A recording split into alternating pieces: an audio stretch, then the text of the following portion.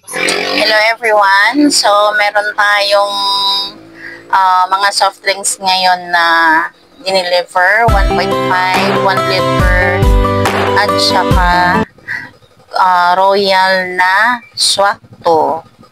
So, ito yung ating na-receive today. So, sobrang init today. So, kailangan natin meron tayong mga soft drinks inumin sa ating mga paninda. Kasi alam natin, pag ganitong panahon, so sellable yung ating mga soft drinks po. Kaya, ayun.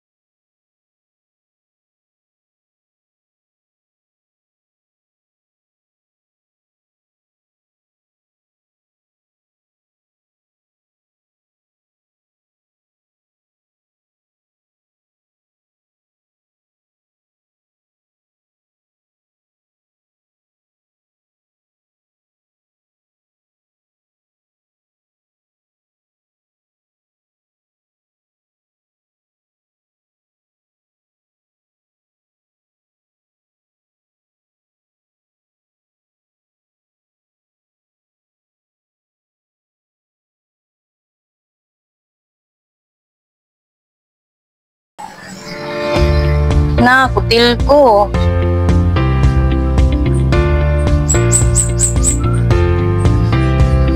Super init. So, ito yung ating soft drinks. Ito lang yung makayanan ng budget, guys. Ayan. Ito na lang yung natira. So, kung meron pa tayong budget, pamili kaya kung meron pa sana, mamili pa tayo pero wala na. Maya-maya siguro. So, yan lang muna. So, salabol yung ano natin, guys, kasi super init to. Tingnan nyo, init kasi init. Super init shoot. Hoy, Jana. Hindi si Jana. So, natay uling. Ayan, meron tayong itlog. So, meron naman tayong tawag nito siomay. So, nag-siomay ako balik. So, merong hot cake ako kanina na ubos na. So, ito na lang yung natirang paninda natin. So, yung freezer naman natin sa Selecta ang dapat natin, nilagyan ko ng para mabilis lang lumamig. Ayan. Just may pa ako sa sinampay na dapat kunin. Hi, Jana! So, itong mga mineral water, itong mineral water namin is tag 30 pesos yung isa. Hindi pa ni. Walang klase, no? Hindi? 5. Ha? Magbaklay mo. Init kayo pa naman. Butang dito lang. Wala pa, yuson man daw na nila. Kada ko bramble ang kasitya. 5. Kada ko dalawa. Bramble. Ano yan?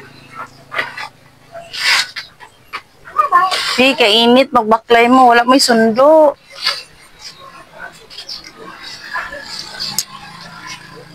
Ito ang pangit ngayon kasi 3 months pa lang nasira na. Ay, nako. Hindi pa tapos yung paluwagan.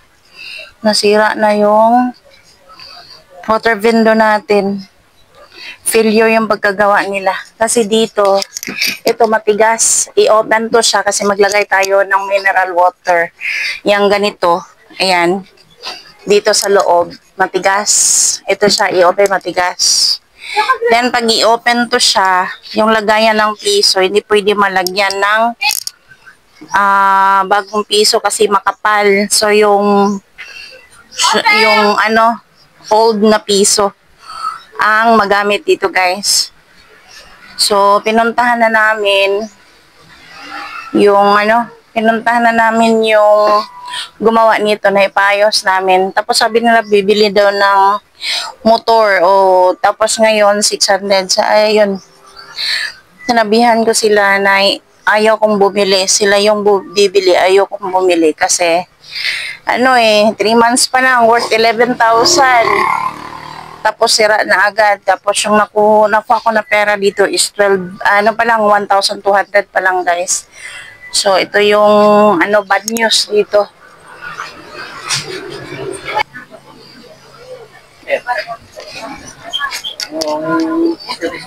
Tilawan naman sir. Tilaw konsela sa sako ang siomay. Grabe guys, ang init. Time check tayo, hindi pa umuwi yung anak ko. 12:35, bala, wala na po, di uli si Stibli. Wala na ganun kasi no, pinamula, ganun na puno. 12:35, hindi after, sa noon. Ay, ang init guys. So, nagpa-deliver kami ng Nagpa-deliver kami ng soft drinks ngayon guys.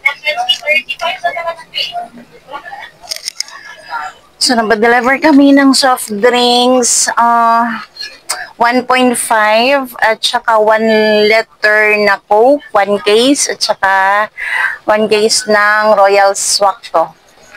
So, marami pa sanang bibilhin for the soft drinks. Kaso lang, yung natin, budget.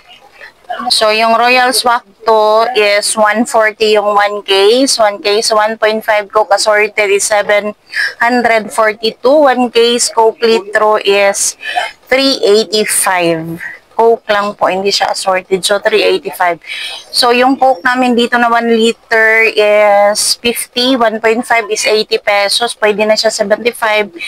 Royal Swakto is 15. So, yan ang presyo namin dito, guys. So, yung nabayaran natin, may delivery charge sa 10 pesos, 1,277. So, kanang, yun na nakadagko, duha.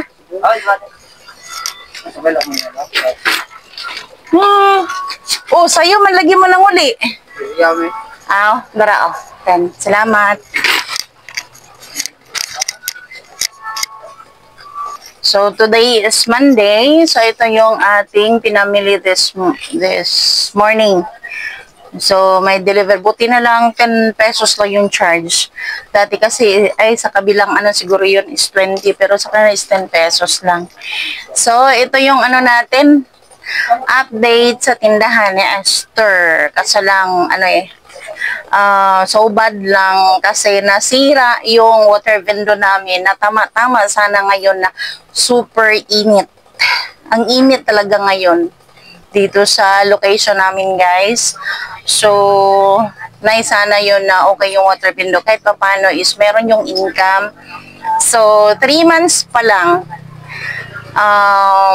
Start nang dumating yun. So, yung ako na cash is 1,200 pa lang.